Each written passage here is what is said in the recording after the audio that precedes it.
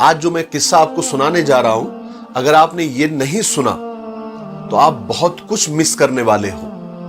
اس لیے 2 منٹ کا وقت نکال کر اس قصے کو ضرور سن لیجئے. ایک بار کچھ یوں ہوا کہ میری بیوی سے میری کسی بات پر لڑائی ہو گئی. ہم نے ایک دوسرے سے بات بند کر دی. دن بھر ہماری بات بند رہی. رات کا وقت آیا، رات ہوئی، سونے کے لیے ہم دونوں کمرے میں گئے. بیڈ کے ایک کونے میں وہ لیٹ گئی، ایک کونے میں میں لیٹ گیا، اور ہم کافی دیر تک کروٹیں بدلتے رہے، کیونکہ نیند اس کو بھی نہیں آ رہی تھی اور نیند مجھے بھی نہیں آ رہی تھی. لیکن رات کافی ہو چکی تھی، تقریباً 1 یا 2 بج رہے تھے. مجھے پیاس لگی تو میں پانی پینے کے لیے دوسرے کمرے میں رکھے کولر کی طرف گیا اور ایک گلاس لیا، پانی بھرا، اور پانی پینے کے لیے جیسے ہی میں کرسی پر بیٹھا اور پانی پینے ہی والا تھا کہ میرے سامنے میری بیوی کھڑی تھی اور مجھے گھور رہی تھی. میں اچانک اس کو اس طرح سے اپنے سامنے پا کر پریشان ہو گیا. لیکن اس سے میں نے گھورنے کی وجہ نہیں پوچھی، کیونکہ ہماری بات جو بند تھی. میں نے اگنور کیا اور پانی پینے کے لیے گلاس اپنے منہ تک لے آیا. لیکن اس سے پہلے کہ میں پانی پیتا، اس نے میرے ہاتھ سے گلاس چھین لیا. مجھے بڑا عجیب لگا کہ بھائی لڑائی اپنی جگہ پر، لیکن پانی پینے میں تو کوئی پابندی نہیں ہونی چاہیے نا. ابھی میں یہی سوچ رہا تھا کہ کیا چل رہا ہے.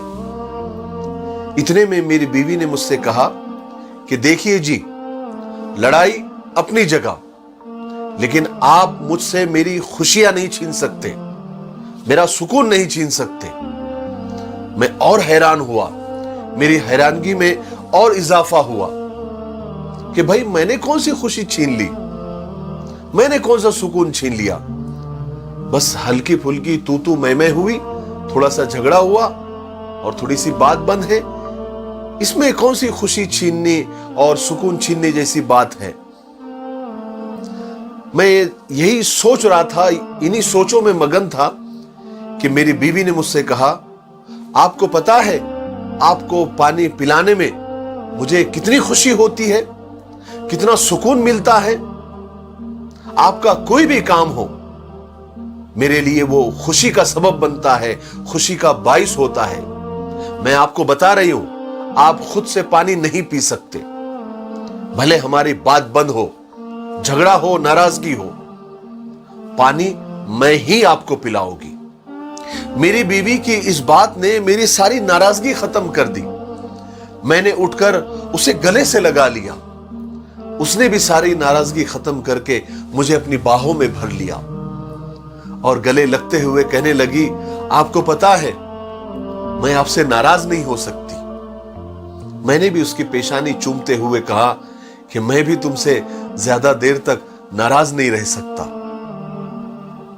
لیکن آپ کو پتا ہے، آج اس بات کو 5 سال ہو گئے.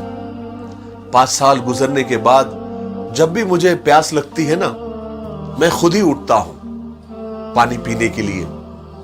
کمرے میں جاتا ہوں، کولر کے پاس پانی بھرتا ہوں اور کرسی پر پانی پیتے ہوئے اپنی مرحوم بیوی کی تصویر دیکھ کر دہاڑے مار مار کے روتا ہوں کہ وہ آج میرے ساتھ نہیں ہے، وہ اس دنیا سے چلی گئی ہے.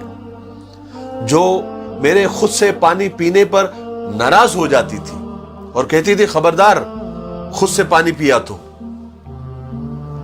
میرے بھائیوں اور بہنوں، میاں بیوی کا رشتہ خدا نے اتنا پیارا بنایا ہے کہ بس اسے سمجھنے کی ضرورت ہے، اسے نبھانے کی ضرورت ہے، ایک دوسرے کے لیے جینے کی ضرورت ہے، ایک دوسرے پر مرنے کی ضرورت ہے.